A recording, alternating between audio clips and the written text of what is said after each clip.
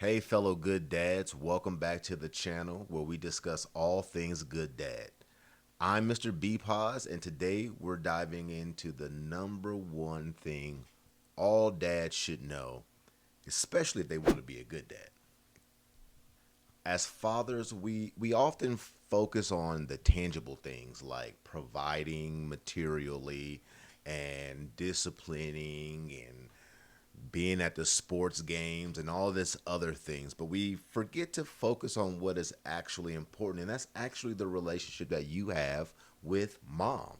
That relationship that you have with mom is crucial to the overall foundation of your family, and that doesn't matter what the dynamics is of your family, regardless of if that's married or co-parenting or step parenting or baby momming or whatever you want to call it. That relationship that you have as dad with your child's mother is going to be the most crucial relationship that you're going to have in order to be the good dad that you want to be for your child. See, don't get it confused, right? You may not like the other person depending on your situation, but the person that you love does, and you need to respect it. We have to understand what the goal is of being dad. It's not to get your kids to like you, but it is to get your kids to have an enjoyable experience so that they can take the teachings that you've taught them over time and apply that in the future when they get older. Those things don't happen if there's a wedge between you and that child, i.e., bad relationship with mom. Your children are like sponges. They absorb everything in all kind of ways. Trust me when I say I have four children of my own, and it was not uncommon for my younger ones to blurt out a cuss word because they heard daddy saying it because the Cowboys were playing and losing. But I digress. It is important for you to take into consideration just how important it is, or it is important for you to take into consideration just how absorbing your children are of you, dad. They want to be like you, they strive to be like you. You are the strongest model of a human that they've ever seen.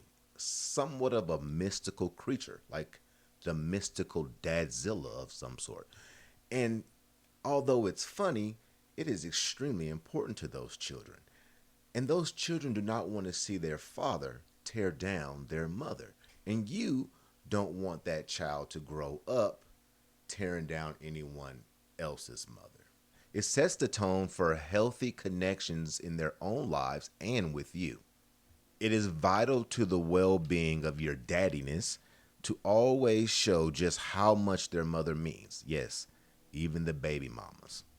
This isn't a new idea. In fact, scrolling through social media, I've seen dozens of videos where people are explaining and championing this exact same idea. So let's discuss how this looks. Make sure you have an initial conversation before you get started on these four tips. Tip one, communicate open and freely.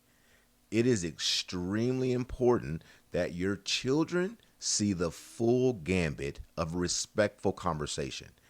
Doesn't mean that you have to have all of your touchy conversations in front of your kids, but you shouldn't be so afraid of having tough conversations in front of your kids that you have to run and hide. It's okay.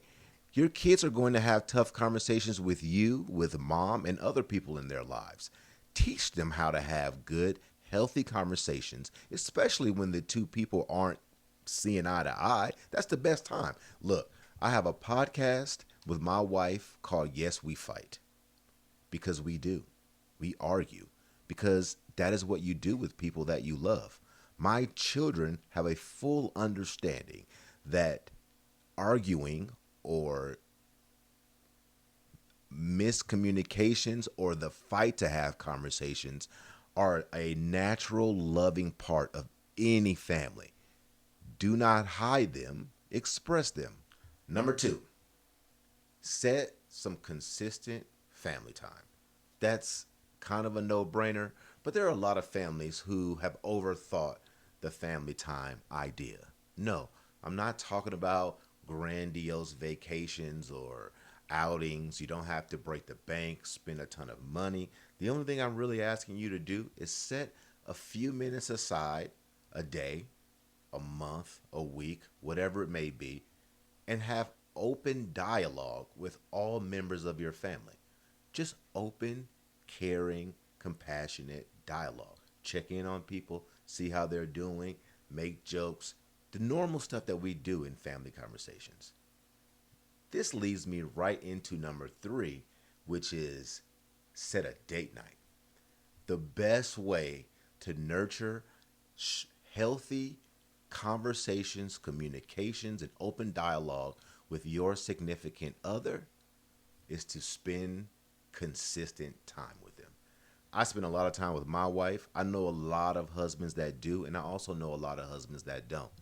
I will I will encourage you to spend just a little bit of time with your significant other. Just like the family time, it doesn't have to be extravagant. It doesn't need to be expensive, but it does need to be consistent. And that leads me into a brief understanding of what consistency is. Consistency doesn't have to be every day, every this, every that. Consistency needs to be an agreement between you and your family and your wife on how much this thing has to recur for both of you to feel satisfied. So don't get it twisted about being consistent.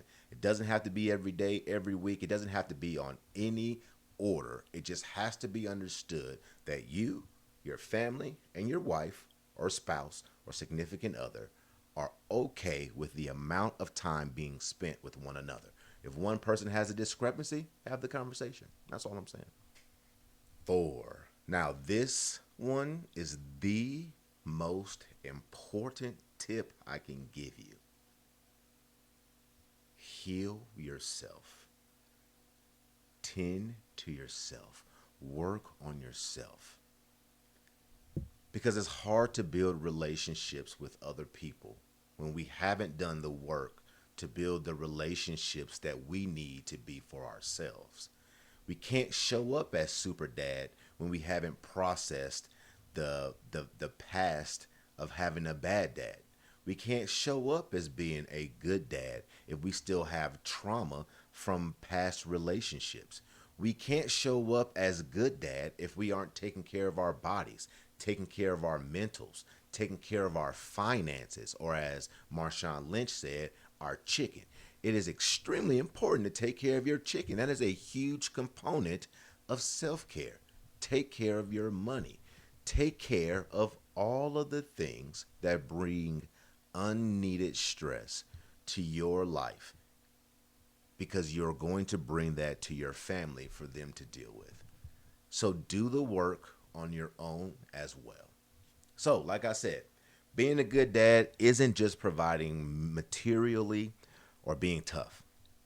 It's really about stepping into the understanding that you are a tone setter and that your children are always watching you. They model your actions and they want to be like you. Don't take it lightly. So think about that the next time you engage with the mother of your children. Are your children watching? Are you setting the tone for who they're going to be when they grow up? Your daughters and what they're going to accept, your sons and how they're going to treat the women that they have children with as well. Are you doing that? Because they need you.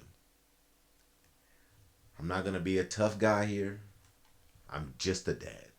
And it's the only thing that's been the most important thing to me and the cornerstone of all of the change that I hope to share with you on this channel.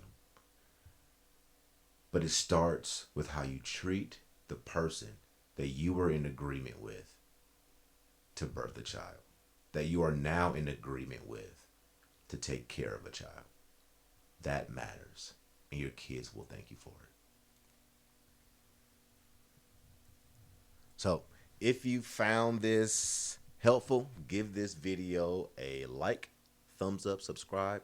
all of those good things. Ring the bell for the notifications and share your thoughts in the comments. I'd love to hear from dads just like you, and what your thoughts are about this topic and this particular dad rule. So let's continue the conversation. Until next time, everybody, I'm Gerald, Mr. BPOZ Mays. Good dad out.